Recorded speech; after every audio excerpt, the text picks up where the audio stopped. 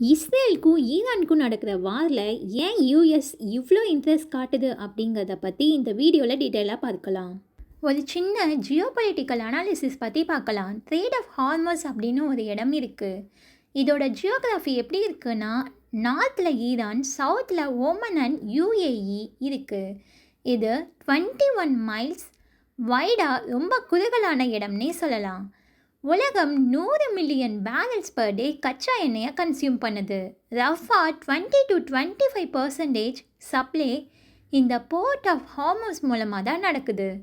Oil மட்டும் கிடையாது, 20% of LNC lignified natural gas இங்கேருந்து தான் ட்ரான்ஸ்ஃபர் ஆகுது. இது க்ளோஸ் ஆச்சுன்னா குளோபல் ஃபெசிலிட்டிஸ்லேயே பெரிய ஷட்டவுன் நடக்க வாய்ப்பு இருக்குது. சரி, இதுக்கு ஆல்டர்னேட்டிவ் என்ன? வெஸ்டர்ன் பொலிட்டீஷியன் அண்ட் எக்கனாமிஸ்ட் என்ன சொல்கிறாங்கன்னா, Saudi and UAE overland pipeline கட்டியிருக்காங்க. இதை ஸ்ட்ரைட் பைபாஸ் பண்ணி ஆயிலை டைரெக்டாக லேண்ட் மூலமாக ரெட்சி அல்லது கல்ஃப் ஆஃப் ஓமனுக்கு எடுத்துகிட்டு போகலாம். அந்த பைப்லைனோட மொத்த கொள்ளளவு 3.5 to 4.2 மில்லியன் பேரல்ஸ். இப்போ உதாரணத்துக்கு இந்த 20 மில்லியன் பேரல்ஸ் பிளாக் ஆகுதுன்னு வச்சுக்கோங்க. இந்த பைப்லைன் மூலமாக கால்வாசி கூட டெஃபிஷியன்ட் பண்ண முடியாது. மிச்சம் இருக்கிற 16 மில்லியன் பேரல்ஸ்க்கு பேக்கப் கிடையாது. நான் ஏற்கனவே சொன்ன மாதிரி இது ரொம்ப குறுகலான இடம். Speed boat and anti ship missile மூலமாக இதை கண்ட்ரோல் பண்ண முடியும். இதுலேயும் ஒரு கேட்ச் இருக்குது. இந்த வழியாக போகிற ஒவ்வொரு ஷிப்பையும் மூழ்கடிக்கணுங்கிற அவசியம் இல்லை. ஒரே ஒரு ஷிப்பை மட்டும் மூழ்கடிச்சா போதும். இங்கே தான் குளோபல் எக்கனாமி ஒர்க் ஆகுது. எப்படி சொல்கிறேன்னா, குளோபல் மேரிடைம் இன்சூரன்ஸ் கம்பெனி இந்த வழியாக போகிற ஷிப்புக்கு இன்சூரன்ஸ் பண்ணாது. கமர்ஷியல் டிராஃபிக் இதை பெரிய லெவலில் ஆஃப் பண்ணும்.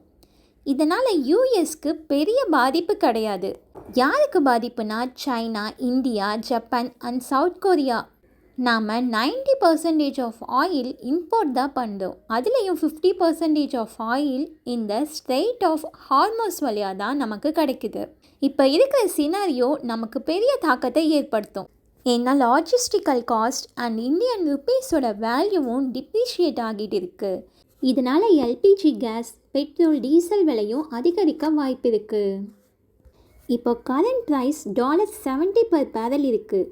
இது பிளாக் ஆச்சுன்னா $120 to 150 வரைக்கும் போக வாய்ப்பு இருக்குது.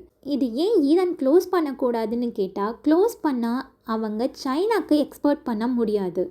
It will be definitely be an economic suicide. இதை யூஎஸ்ஏ கைப்பற்றினா it will be the global oil king. ஏன்னா உலகத்தில் இருக்கிற மொத்த 20%ஐயும் அமெரிக்கா தான் கண்ட்ரோல் பண்ணும்.